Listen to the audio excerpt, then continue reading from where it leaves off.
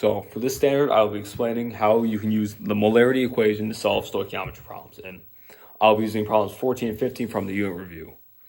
Problem 14 is throwing some scrap iron into a gold nitrate solution causes the gold metal to precipitate.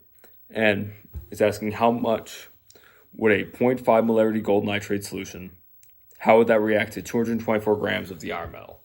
And so the first step, anytime you're working in stoichiometry, is to make sure you have a balanced equation.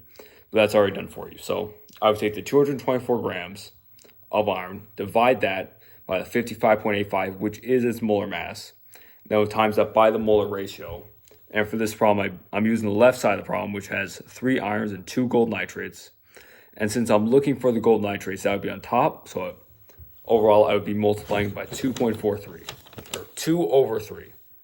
So my initial equation would be 224 divided by 55.85 and multiply that by 2/3. And with that, I'll get 2.67 moles of the gold nitrate. But that still doesn't answer your question. I have to plug that back into the molarity equation. So I would have the 0.5 molarity, and that would equal the 2.67 over x. I'm trying to figure out how much. And basically, I would just,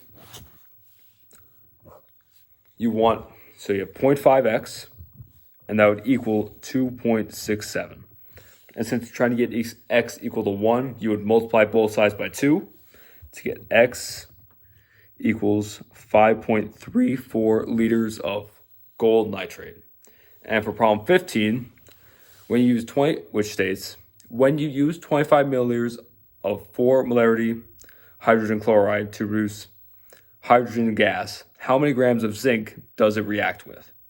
And so my problem, it is balanced, which is the first step. So for the molarity problem of hydrogen chloride, I would have 4 molarity, which would equal x over 0.025 because it's 25 milliliters, and I have to convert it to liters.